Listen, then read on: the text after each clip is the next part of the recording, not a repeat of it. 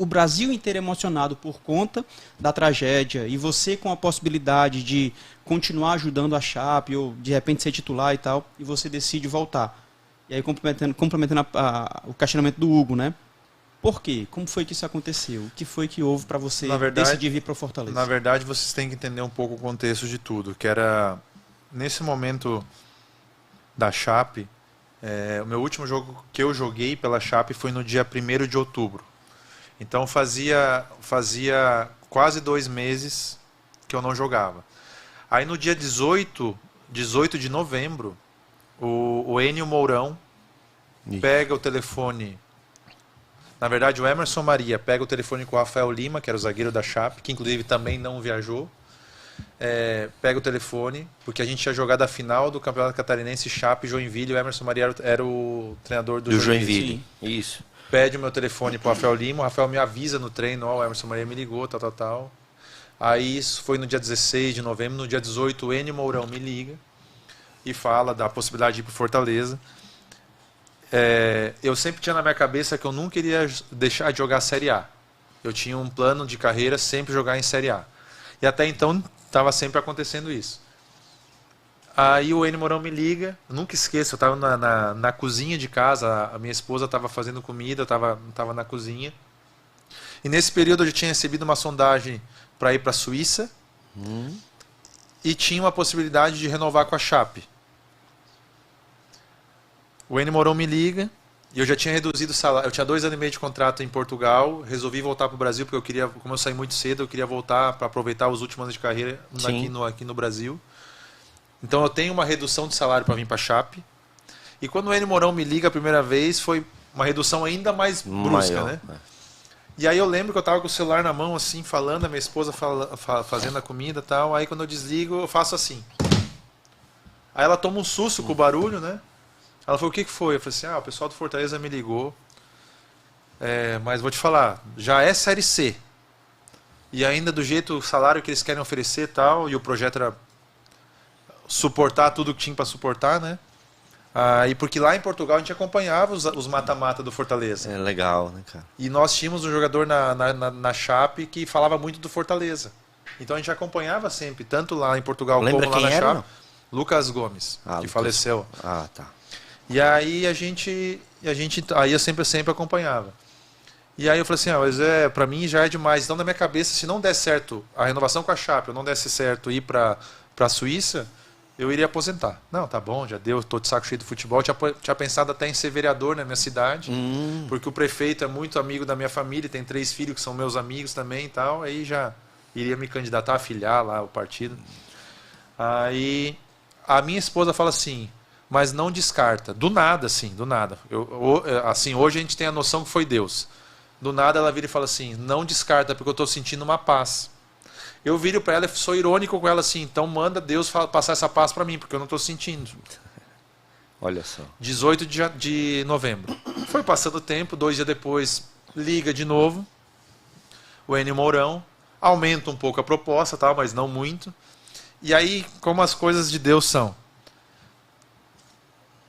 O empresário do Gimenez, o lateral direito que a gente tinha lá na Chapecoense, que infelizmente faleceu na tragédia, ele colocou um áudio no grupo da Chape, que não era para ser para o grupo, era para ser para a esposa, tal, do empresário dele falando para ele certas coisas.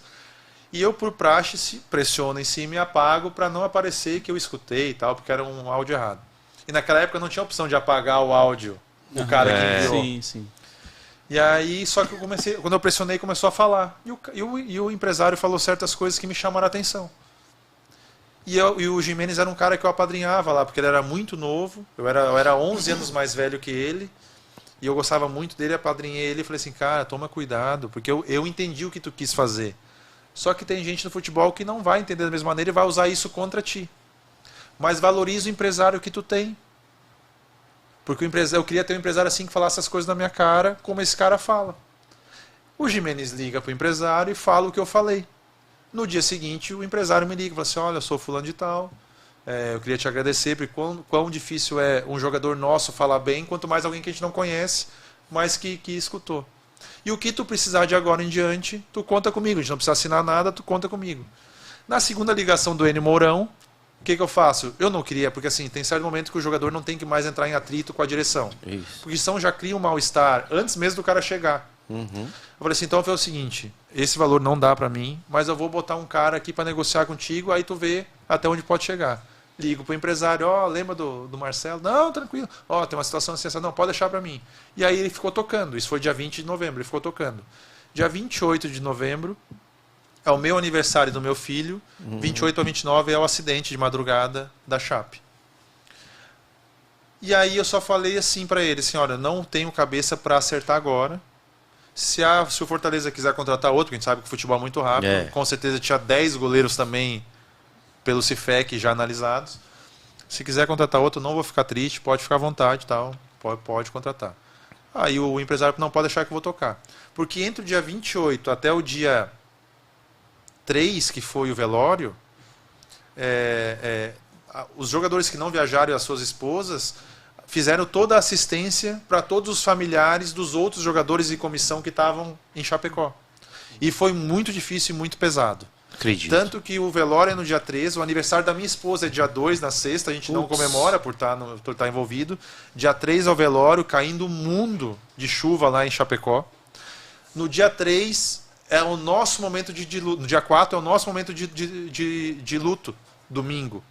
Que é o nosso momento de chorar. Porque a gente não teve tempo de chorar durante a semana, que a gente estava envolvido e a gente viu muitas situações de família assim, que não dá para nem contar. Mas que a gente vivenciou e estava junto, enfim, que foi pesado. Então no domingo, dia 4, foi o nosso momento de botar para fora. E eu posso te dizer que eu e minha esposa, o dia inteiro nós passamos chorando. Acredito. Foi o nosso momento. Dia 5, segunda-feira, o empresário volta a ligar. O Fortaleza ainda está esperando.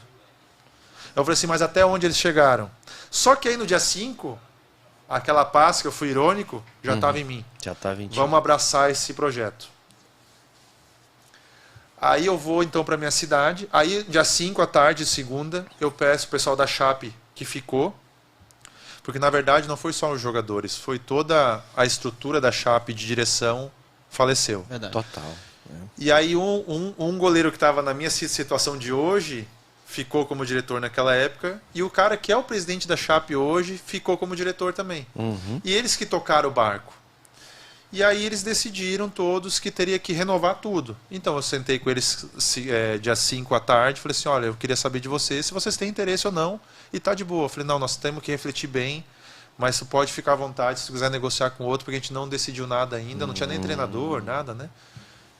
A gente não decidiu, mas pode ficar à vontade. A princípio nós não vamos ficar contigo, mas se alguma coisa acontecer a gente volta a ligar, mas pode ficar à vontade. Legal. Então naquele dia, eu tive que fazer uma postagem sobre isso, porque muita gente me crucificou por eu ter acertado com o Fortaleza. Era justamente E isso. eu faço uma postagem explicando. Então teve essa conversa. A primeira, antes de eu acertar com o Fortaleza, eu tive uma reunião com o pessoal da Chape, que ficou.